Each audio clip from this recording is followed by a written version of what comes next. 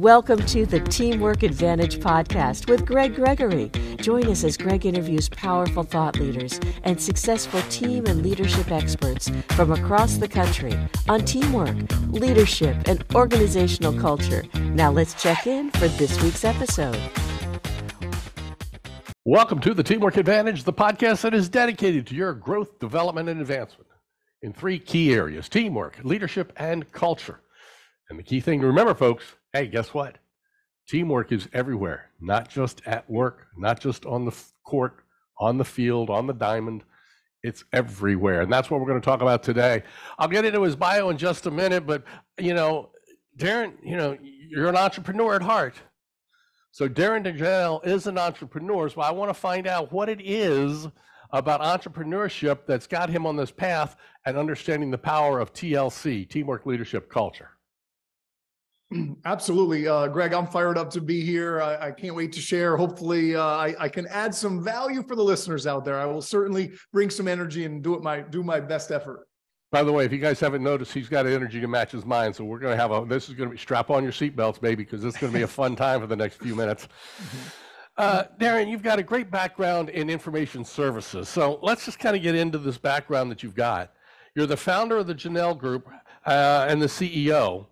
And when you start looking at it, it's a consulting company that's headquartered in Schenectady, New York.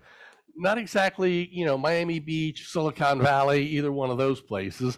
If you guys are watching on video, you look behind him, you'll see some snow on the roof back there. So definitely that time of year.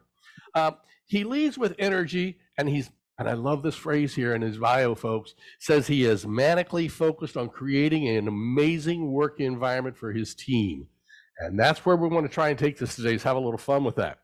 He earned his undergraduate degree in business administration at the University of Albany and a master's in information systems from NYU's Stern School of Business. Prior to starting his business in 2012, he worked as a senior software engineer on Wall Street. He's led numerous engineering teams, multi-million-dollar projects, and he's a member of the Mensa Group. So we've got some brains going on top of all that, folks. I want to talk to you a little bit about how you got there. You didn't wake up one day, go to graduate school. I mean, you got your degree in business and things of that nature. Somehow you got to technology and all of that. Tell us real quickly your story on how you got to where you are. You didn't wake up saying, we're going to start this software company. So how did it happen? Yeah, sure. I'll give you my background here in 120 seconds. We grew up here in upstate New York. We're about 2 hours north of New York City. My brother and I were big basketball guys, so sports was a huge part of our life, basketball in particular. We were ridiculously focused on that, Greg, just obsessed with the game, and we each played basketball in college. And towards the end of college, it was like, okay, my whole life is basketball, and now that's coming to an end, right? The playing professionally was not in the cards for me. And so we had to kind of shift our focus, right? And so I got a job down in New York City as a software engineer. And funny enough, I had never even taken a computer science course. I didn't even know what an if statement was, but I got a job down on Wall Street in a training program, and I just took to it right away, right? I'm a nerd at heart, and so I really just loved writing software. Got my brother a job there the following year. We were down there from 1998 through 2005. That's also when we did our grad schooling at NYU, started a bunch of different startups. We always knew we wanted to be entrepreneurs. And so we started a bunch of side hustle companies, while we were working our full-time job. Some of the worst businesses you could ever imagine, Greg. I mean, if I understand you correctly, you failed. Is that right? Yeah, many, many times. We've got some epic failures. I need people to realize successful people fail way more than they succeed. Amen. We started a business called yournextdermatologist.com. So, we had some bad ones under our belt. And then in 2005, I had created an educational software program that was pretty cool, started to get some traction. We both quit our jobs, and we started our entrepreneurial career running this educational software program. My wife and I moved back upstate. We ate through all of our savings. We had a child. We went $70,000 in credit card debt, almost lost everything, right? There's some more failure for you. But we hustled our way out of it through some hard work and determination. We ran that business from 2005 to 2012. But never really could get any traction, Greg. We'd hire a couple people, we'd have to lay them off, hire somebody, lay them off, just really grinding for about 7-8 years with not much success. And then in 2012 is when we started Jahnel Group. And that's when we started building custom software for other companies. And that's when things really started to make sense. And, we grew the team from 3 people. We're up to 150 people right now. And we've really figured some things out. So that's kind of my life arc, my career arc in a nutshell. So you talked about it. It was you and your brother who started it. And your first employee, you told me offline, her name was Jessie, right? Yeah, Jessie was an absolute rock star. She came to us when she was 19 years old. Greg, and she's done every job here. She's done cold calling. She's done sales, design. She's just been through it all. And now she's one of our most seasoned people here. She's an absolute rock star, and she's still putting up with the Jahnel brothers to this day, which is amazing. So here's my question. If I were to get Jessie on the line right now and ask her, why does she stay with you? What would she say? That's a good question. Thought-provoking. Oh yeah. I think she would say, these 2 guys, Darrin and Jason, believed in me, and they continued to empower me and give me opportunities to grow. Right? We're big believers in, if you got somebody who's got talent and they've got the thing you're looking for, if you kind of push them into the deep end and give them opportunity to do something special, but you're there to support them, right? I'm not just shoving you in the deep end and leaving. I'm also there with a life preserver if you need it. But what we find is when you push young people into those type of opportunities, many times, if you got the right person with the right core values, they rise to the occasion and they continue to grow. And I think Jessie's a perfect illustration of that, because she just kept hitting the mark every time. And she's one of the most impressive young people that I know. And you see, that's powerful. I really wanted to go there because, she was there at the very beginning when it's not a pretty scene. And you're up to 150 folks and you're building and growing stronger every day. That is the crux of what we look at on the Teamwork Advantage. Teamwork, leadership, and culture. And then, of course, you hit core values with her and the core values that the organization has, which is another absolutely huge, huge topic for us. So let's kind of get into a little bit here. One of the questions we looked at, and we talked, I saw your stuff online and things of that nature, and there's a feeling of connectedness. That's a word I saw you used. And so I think you've got a phrase, what are the 4 ways to create a sense of connectedness? How do you create that sense that even today, when there's 3 people, it made sense. At 150 people, it's different. And I'm assuming not everybody's in one building either. Yeah, absolutely. That is very challenging, right? As you grow to feel connected. And obviously not all 150 people are going to feel connected with each other. But what we're looking to do, Greg, is we're looking to create opportunities. We're looking to create the environment where these connections can happen. And when you think about your life, when you think about the types of relationships that went the fastest, right? Maybe you did something extraordinary with somebody. Maybe you took a trip to China with someone. You didn't know them before the trip. After 2 weeks of traveling through China, you feel like you've been friends for years. Or maybe you pledged a fraternity together, or went in the military together, or you were on a sports team together that won a championship, or suffered through double session practices in the summer.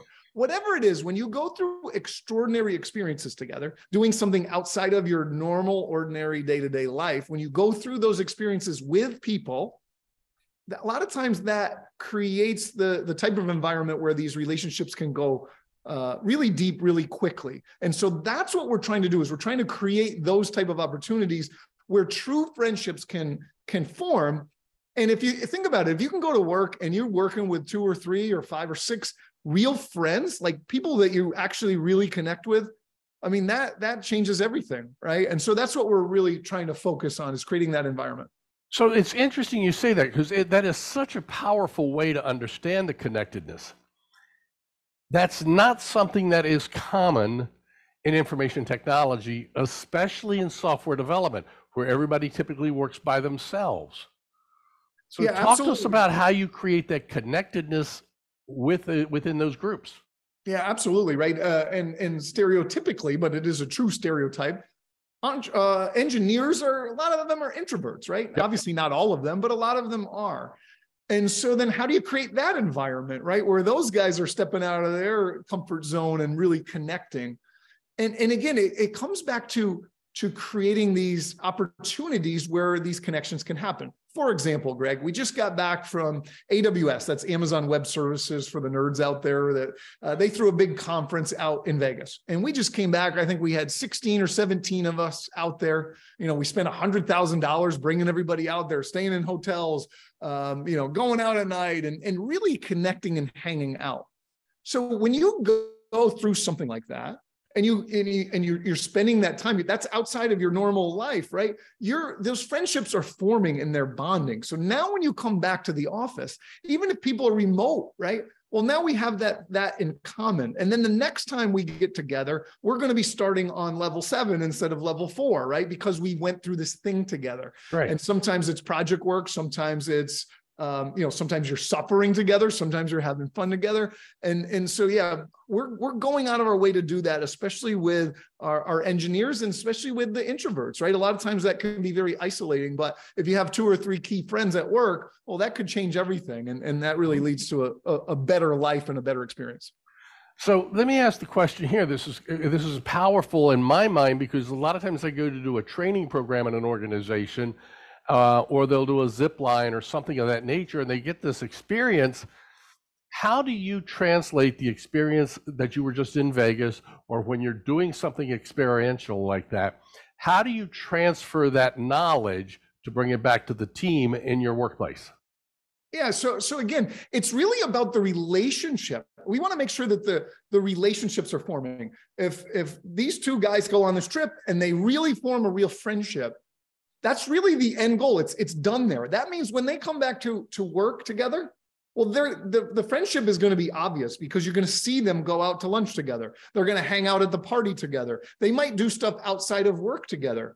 And that, if you looked here at Jahnel Group, across our 150 people, you would see so many different pockets and groups of friends that are real friends, true friends, hanging out on the weekend, hanging out on vacation, taking trips together outside of work, right? Mm-hmm. And so it's not even really necessarily about making sure that it translates and comes back to the team. It's just making sure that friendship is there. And even if they end up leaving, Greg, right? Some people, you might be here for only a season and then you move on. I want to make sure that those friendships are strong enough where the bond continues, right? Now we've got somebody out at another company. Maybe we get work through that. Maybe 2 people leave and now they're both not here. Either way, if the network and the friendships are real, then that continues to build our network and our business influence, if that makes sense. Does that resonate? Does. So let's ask this. In my line of work where I've worked with people, there are some people who come into the table with, I come here to work, I don't come here to be friends. What do you do with people like that? Yeah, that's a good one, right? And this is something I think that we do really differently than other companies that have a strong, intense culture. Most companies that have a really strong culture, it's kind of all or nothing. Either you drink the Kool-Aid and you're all in, or you're like an outcast weirdo. At Jahnel Group, it's a self-serve buffet. All of this is set up for the employee's benefit, right? If you want to take part in some of this stuff, please do. It's going to be awesome. There's cool people. You'll engage. You'll have fun. And if you don't want to do it, that's okay too, right? It's a self-serve buffet. Some guys, take the 45-year-old guy who's in Denver, Colorado. He's got a wife and 3 kids. He's like, I don't need all that BS. I don't want to drink beers with you and act like an idiot. I don't want to play fantasy football or chess with anyone. I want to work and do my job 9 to 5. And at the end of my day, I want to go back to my family. That's okay too. There's zero pressure on anyone to take part in any of this. And you can take part in some of it, all of it, or none of it. And I'd say of our 150 people, Greg, we probably have 30, 40 people who are just like, look, I do my thing and I go off and I'm not really participating in the culture. And that's okay for me. I don't ever want to force it. Right. But my question then goes, okay, if they're not doing that part of it, and I liked your term, drinking the Kool-Aid, if they're not doing that part of it, how else can you get that sense of connectedness so that it's seamless in what work they're doing? Getting to be friends is powerful. There are some people like, I ain't gonna be friends. Or you may go to Vegas with people, all of a sudden you come back and they hate each other too. Yeah. Those are things that kind of come into play. How do you walk that balancing act? Yeah, in terms of the connectedness, right, for the person who doesn't engage in the culture. So first and foremost, we have a no a-holes policy here.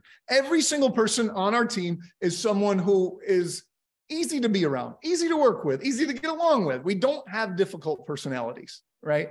And so for the person who doesn't engage in the culture, if they work on a project and they're working on a good team with good, smart engineers who are all solving problems and they're happy in their day-to-day work, well, then that's good enough, right? Now, they might not be as engaged and they might not be true friends with a lot of people at Jahnel Group, but if they're happy with their work and their team and what they're doing on a day-to-day basis, they're the ones who chose, I don't want to go deeper than that. So if we're giving them a good experience at as far as they want to go, then that's all we can do to deliver. Now, the truth is we are not as connected to those people. The people that don't lean in on the culture, the bond isn't as deep, right? And especially if they're fully remote employees.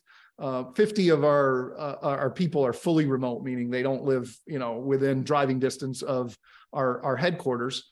And some of those folks just aren't as engaged. And, maybe we'd lose them in a couple of years. Maybe they'll be here for 10 years, but we don't have that deep connection and maybe the loyalty that maybe some of the other folks might have. But that's okay too, right? This is a two-way street. This is an alliance. If that's what they want out of it and they're delivering for us, maybe they only deliver for 3 years and they move on and go somewhere else. That's okay. And that works for us as well. So, and that fits in today's age groups as well, because not so much my father, but people of my father's generation had one job for 45 years and that was it. Or one company even within, not even in one industry, but even in one company for 40 some years. And that just doesn't happen today. And what's really cool is the Jahnel Group seems to be accepting of that and not trying to force it in another direction. Yeah, absolutely, Greg. Look at it from, let's be totally selfish about it. Let's say we have over the years, we have 50 people over a few year period come in, have a great experience here. They like it. And then they all move on to go, maybe they go make more money somewhere or they just move on. Well, now we've got 50 people out in the business world at different companies that know Jahnel Group, that have love for us. We have a connection. Hopefully they have some real friendships here. Well, that's going to build our business, right? There's, from a selfish perspective, that's just going to be good for us long-term, right? I think every company looks at it. Yeah, when somebody leaves, they look at it as like, oh, we failed. They left us. This is awful. Yeah, I get bummed out. Sometimes I even shed a tear, but it can be a good thing in the long run. This is an alliance. It's got to work both ways. Yeah, it's got to work that way. So how do you get your leaders? So you and your brother are there. You're at the top of it. How do you take it and convey that down? And then how do people generate that sense of connectedness throughout the organization with each individual leader? And how do you keep the consistency? That's kind of where I'm going from, is consistency, because that's why the fast food restaurants like McDonald's are so infinitely successful, where other places struggled, they weren't consistent. Yeah, I think it boils down to, we are obsessed with finding talent, right? We're obsessed with it. So we're vetting. I'll just give you an idea of our recruiting pipeline. In 2022, we vetted 150,000 people. We interviewed 1,500 of them to hire I think we hired about 60 people this year. So think about that. Interviewed 1,500 to hire 60. So we're looking at a ridiculous funnel of talent. And so when we do that, we're getting really good at that. And when if you talk to 10 people and you take the best of 10, maybe you'll get somebody good. But if you take the best out of 100 people or the best out of 200 people, you're going to get a star. So when you look at our next level of leadership, we have rock stars on this level, right, Greg? And it's so by investing in the right people, they've already got it naturally. They are a natural leader. People like them. They're drawn to them. We just got to plug them in and empower them. Yeah, there's some training and stuff, but naturally they've got it right off the rip, if that makes sense. I love the funnel idea, because you're absolutely right. There's an organization, restaurant I know in Boston, that years ago when they go to open up, think about this, for servers, they interviewed, I think they have 1,500 applications. They interviewed about 150 people to hire 13. Oh my goodness. Servers. Wow. And 5 years later, about 60% of those servers in a restaurant were still there. Oh my goodness. While every company is complaining, I can't hire anybody, they've got that type of pipeline. They're doing something right. I'd be curious. Don't get me wrong, they're struggling in today's environment because it's a whole different environment. This was, 8 or 10 years ago when they were doing things like that. Yeah, sure. So having that pipeline, having that funnel to drive that is such a powerful thing. I actually made the note, 150,000 to 1,500 to 60 is just absolutely incredible. Yeah, thanks. We're super proud about that. And it's outbound, right? When I claim 150,000, that's not applications. That's us going out, maybe quickly stalking out your LinkedIn profile. Maybe it's an application. Maybe it's someone that we heard about that is a great professional. It's us trying to start that conversation, right? We're not just sitting back and saying, nobody's applying. We are causing those conversations to happen. Okay. So you're selling not just your services, you're selling to bring people in. Yeah, absolutely. Because at the end of the day, when you boil our company down to its core thing, all we are is a collection of hopefully very talented people. And that's why companies come to us. They want us to build software, but they're only going to come to us if we have talent. And there's only one way to get talent, and it's you got to put the work in. So let's take this down the path. You're a software development organization for other companies. Yes, that's correct. So you release that software back to them, and then they have to have their operators deal with it. Am I on the right way there? Yeah, most of the time. Sometimes we'll support it for them as well. But yeah, a lot of times in the larger organizations, they've already got a software development team. They've got a whole infrastructure, and we're supplementing their team. So maybe we'll provide a team of 10, maybe 6 developers, a project manager, a QA person, a database person, and we'll add to their team and supplement their team. And we're working within the context of their company and in their already existing project. So how do you get, and there's a lot of folks we have on our podcast listening group, and folks, by the way, we've been downloaded in 70 countries today, which is powerful. We've got industries all over the map, but we've got a lot of folks I know that are listening right now that are in the operations side of the business. And Darrin's now talking to us about development side, but he's got operations too. There's a fine line between development and operations, or DevOps as it's called. Absolutely. What do you do to get people to understand that, whether it's internally within Jahnel Group or going back even externally where you're turning it over to somebody else? Yeah, Greg, I think many people on the user end have seen that frustration. Maybe they call the help desk, or the software itself is just so frustrating. Oh my God, yes. To me, those situations that are so frustrating, I think a lot of times what you see is lack of communication. There's a disconnect with the people on the front lines who are talking to the customers, whether it's the help desk people or the sales people or the integration people, and then the developers actually building the software. When there's a disconnect there and they're not talking, those groups aren't communicating. Well, that's when the developer goes off and does something that they think is right, but they don't really know because they haven't spoken to a customer, right? So to me, it's the way to avoid that. It's all about communication. As much as the developers and the team doing the creation can speak to the help desk, the customers, the users, the more you can facilitate that conversation, the better. Okay. That's really key, because now we're back to great teamwork and great leadership. And again, I go back to, we understand why that's important. How do you get your people? How do you get them if they're so busy? And again, let's go back to the introverts on a lot of engineers, whether it's on the development side or even on the ops side, they're still at the core engineers, technology based. And so how do we get them to realize the importance of that communication? What are some secrets that you do to bring that to the forefront? Sure. So I think everyone on the development side, of course I'm biased. We're so amazing on the development side. We never do anything wrong, Right. Good. Got you on that. I think the people on the development side, they do want this information. They want to hear from the customer. They want to see them use it. They want this information, right? And then I think that the people on the other side, on the sales side, the integration side, the help desk side, I think they want the dev team to have this as well. But in a bigger organization, there is a disconnect. There are just sometimes when you're at scale, there are so many people involved in this process. There's nobody stepping back and actually analyzing, is that integration happening?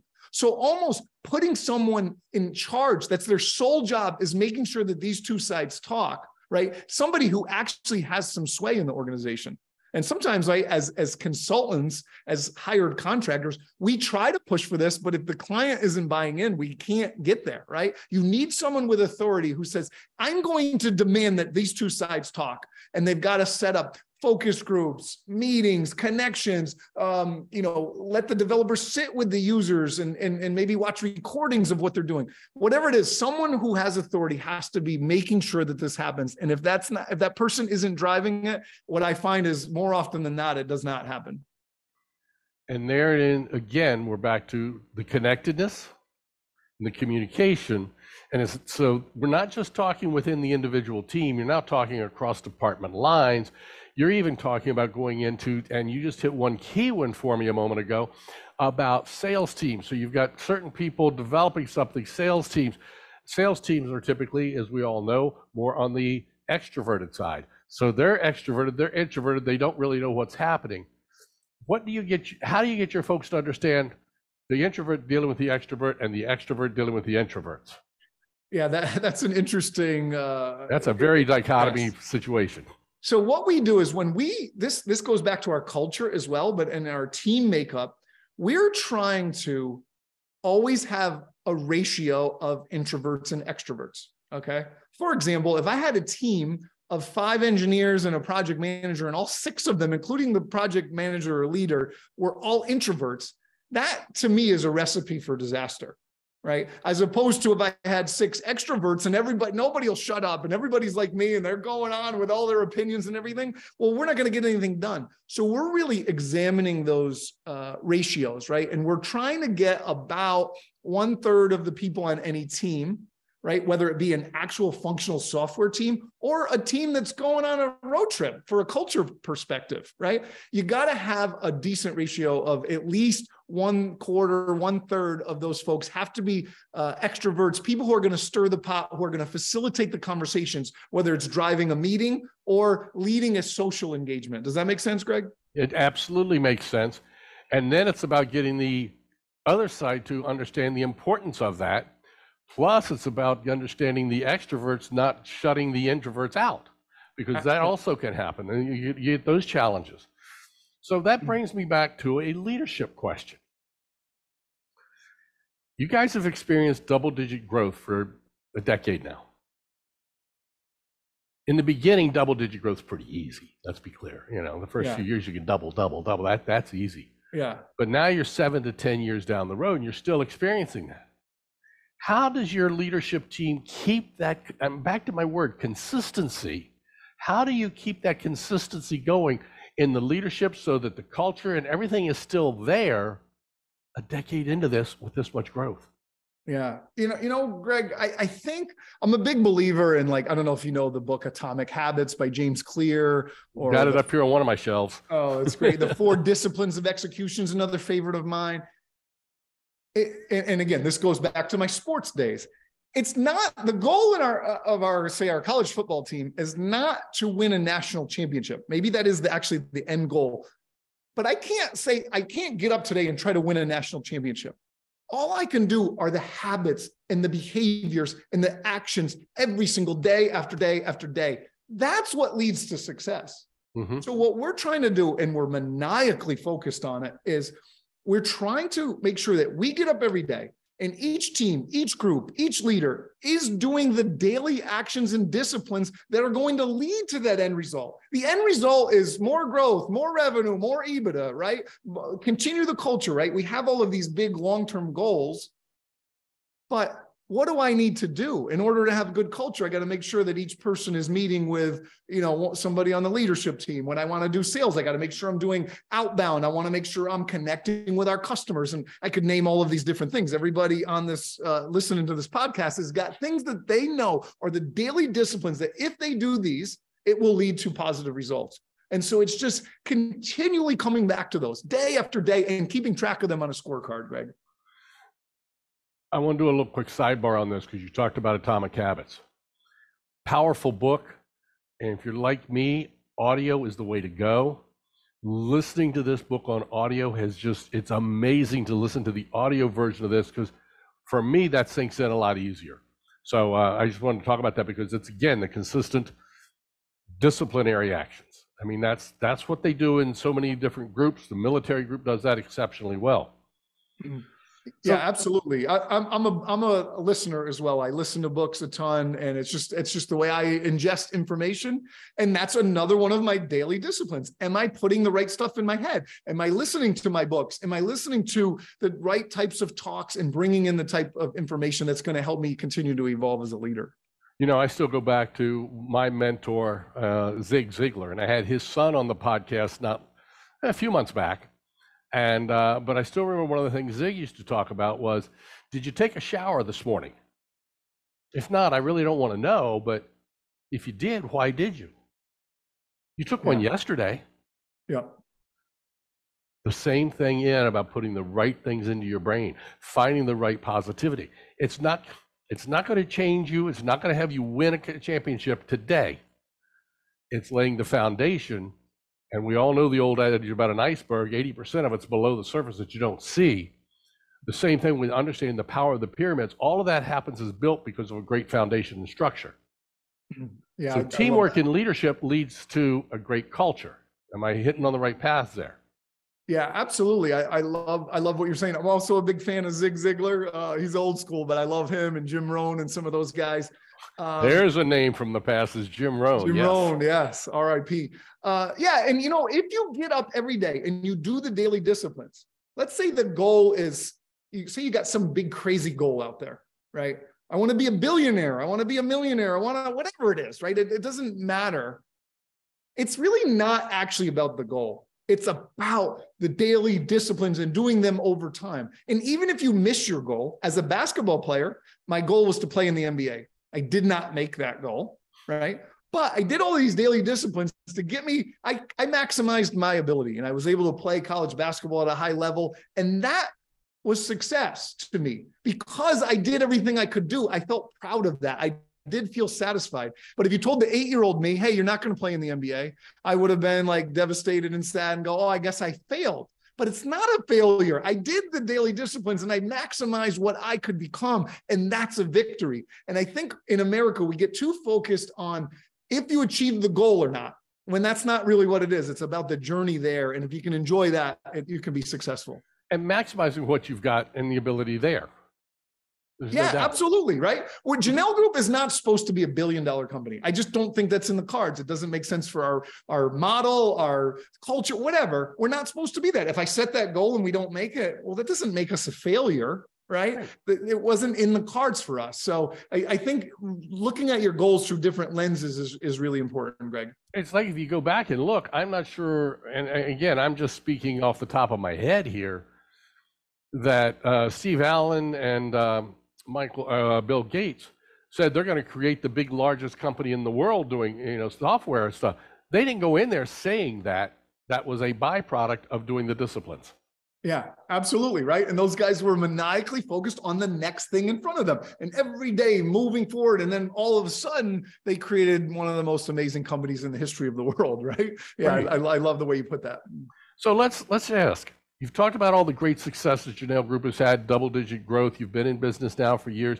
You got Jesse, who's been with you from the very beginning. What are you struggling with? What are the challenges you and your brother still face today as it relates to teamwork, leadership, and culture? It's not about getting business. It's not that. What are you struggling with? Yeah, ton of things, right? The struggle is real, and it always is. I think one of the things we do is we do a really good job of promoting our culture and putting people in this amazing environment. But at the end of the day, we're doing work for clients. And we really do have great clients. Most of our clients are awesome, but we can't control what's happening in the client. So I just say I recruited you and told you how great life is here at Jahnel Group. And then you're on a client and maybe you're dealing with some challenges there that we don't have control over, right? So that's a little bit tough, right? I sold you on this dream of coming to work for Jahnel Group, and now you're dealing with some struggles at the client that I can't control. Another thing we're struggling with is although it's finally started to cool off, has been one of the hottest job markets in the history of the world in terms of our industry, right? And so people are constantly getting poached, and higher salaries are getting offered to them, and so kind of maintaining talent has been a challenge, despite our great culture. And we really have way below industry average in terms of our turnover. We do a good job of retaining employees, but we still lose them from time to time. That has been a struggle. And then probably the other thing that keeps me up at night, Greg, is as we grow, are we still keeping that tight connection with our employees? I know me personally, I don't have that tight connection with all 150 people, and that's a bummer for me. That stresses me out. I do think we've built the leadership team out to the point where they all have that connection with someone, but the fact that I can't control that and I don't know it, that is something that is very stressful to me and my brother. Okay.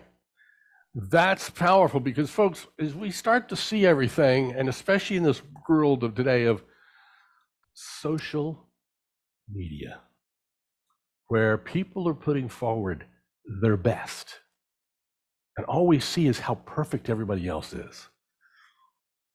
Those videos that you sometimes see on TikTok that are amazing shots in basketball, if you will, or trampoline jumps, or whatever it happens to be. How many times did they fail before they put it out there on video? That's powerful. It's important for us to realize that organizations, as successful as Jahnel Group is, they still have 3 challenges they're focusing in on. As we start the new year right now, that's the question we start to look at. What are our challenges? What are we going to do about them? How are we going to incorporate them? How are we going to improve on them? It's not about fixing them completely. It's about how we're going to improve on them. So, yeah, Greg, that's great. If I could jump in there, sure. Right? You always think, or like I was guilty of this, and I still am. Oh, when I get to this level, then things are going to get easier. And I can't wait till I get over the hump here, and then it's going to get easier.